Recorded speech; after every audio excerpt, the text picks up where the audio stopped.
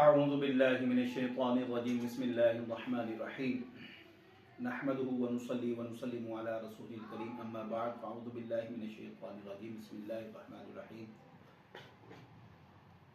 सामिर मोहतरम, हालिया 3-4 दिन कबल मैंने एक वीडियो अपलोड की थी जो कि अल्लामा मुफ्ती हनीफ कुरैशी साहब और मोहतरम इंजीनियर मिर्ज़ा मोहम्मद अली साहब दोनों हजरात के मुनाजरे से मुतल्लिक थी और उसमें मैंने ये बात वाज़ेह की थी कि दोनों हजरात का जो तरीक़ाकार है वो तरीक़ाकार गलत है। अगरचे ये काम बड़ा अच्छा करने जा रहे हैं, बैठना चाहिए, गुफ्तगू करनी चाहिए। इल्म दीन की खूबसूरती है, इख्तलाफ इन दीन की खूबसूरती होती है। ऐसा नहीं होता कि कोई शख्स के जी मैं नमाज नहीं पढ़ता सारी दुनिया उसके पीछे लग जाए, बल्कि उससे इख्तलाफ किया जाएगा। तो इख्तलाफ तो अच्छी चीज़ है, इससे इल्म बल्कि बढ़ता है। और अगर जो शख्स इख्तलाफ नहीं करता वो तो भेड़ों की मानिंदा, भाई एक कुएं में गिरी तो सारी गिरती जाएगी, ऐसा नहीं होगा। तो इसके हवाले से जो है वो मुझे काफ़ी ज़्यादा नेगेटिव कमेंट्स का सामना करना पड़ा और इसमें कोई शक भी नहीं है, चूँकि माशरे में जो आपने फैला रखा है उसके असरात तो फिर कुछ वापस आप तक लौटेंगे। मेरा सिर्फ मकसद ये है कि यहाँ पर मैं कुछ लोगों को जो असल में मेरे से सवाल किया गया है वो ये है कि फिर आप ही बताएं, बल्कि उसमें तो मैं वो लफ्ज़ इस्तेमाल कर देता हूँ, आप ही बता दें, चूँकि आप बहुत बड़े दादा बने हुए हैं समझाने वाले, तो आप बताएं इनका हल क्या है। तो इसका एक हल है।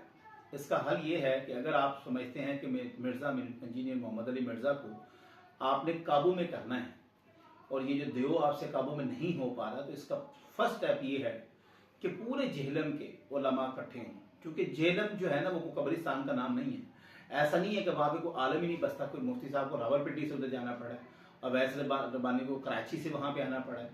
तो वहाँ पर उलमा मौजूद हैं, मशाइख मौजूद हैं, तमाम उलमा मशाइख इकट्ठे हों। इकट्ठे होने के बाद एक कमेटी बनाएं। मसला तो ये है ना हजरत, आपकी अपनी नहीं आपस में बनती, आप उलमा एक दूसरे का गिरबान फाड़ रहे होते हैं।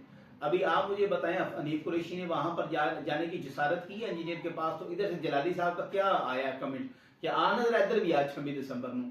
तो ये तो आपके हालात हैं, आपकी तो अपनी ही आपस में नहीं, बाकी अहले सुन्नत वल जमात के दोनों बंदे हैं, हनीफ कुरैशी भी और आप जाहिद आबिद जलाली जो है वो, ये दोनों अशरफ आसिफ जलाली का जो स्टूडेंट है वो, ये दोनों आपस में सुन्नी है और एक दूसरे की टांगे खींच रहे हैं।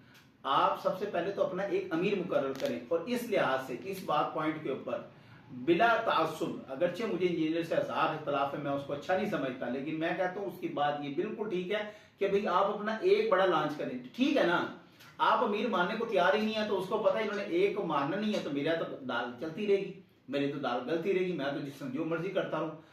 आप सबसे पहले ना सिर्फ जेहलम के उलमा इकट्ठे हों और एक को अमीर माने, एक को बड़ा माने, उसके बाद इसके पास जाएं और जाकर इसको समझाएं कि हजरत हम आपकी एकेडमी में आए हैं, कुछ बातें आपसे अर्ज करनी है और उसका तरीकाकार बिल्कुल सादा, आपने तरबियत करनी ना, इस्लाह करनी है।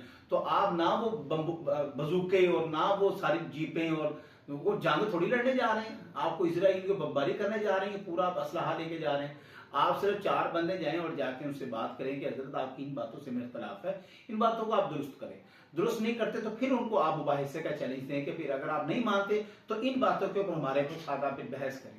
जब हर चीज उसके पास ठीक है, आपके पास ठीक है, तो फिर फसाद बिला जरूरत का क्यों इकट्ठा कर रहे हैं? इधर से मुझे जाने की क्या जरूरत है? इसका मतलब तो फिर हम ये समझे कि सिर्फ पिंडी के अंदर आलिम रहते हैं और जो बाकी जहलम वाले सारे जाहिल हैं, जहलम में कोई आलिम ही नहीं रहता। इसका तो फिर मतलब यही आप निकालना चाहते हैं ना कि जहलम में तो कोई बंदा आलिम इस टके का नहीं है, इस पाए का नहीं है कि वो जाके इंजीनियर से बात कर सके। 1-2 कौड़ी का इंजीनियर जो है वो आप पे भारी पड़ा हुआ है। ये आपके जहलम के उलमा की इल्मी वुकत है और आप बातें करते हैं चढ़ चढ़ के स्पीकरों पे। लिहाजा जरूरत यह है तरीकाकार अपनाएं। आप तरीकाकार नहीं अपना रहे, जब तक आप कोई तरीकाकार नहीं अपनाएंगे, इस बंदे ने बेशतर बेमुहार वाली बात है सरकार, इसमें छूटे रहना आपको। और बराए मेहरबानी जब भी कमेंट्स में आप राय दें, पूरी वीडियो देख के दिया करें। आधी वीडियो देख के ना शैतानों वाले काम ना किया करें, आधा इल्म अधूरा होता है, ठीक है।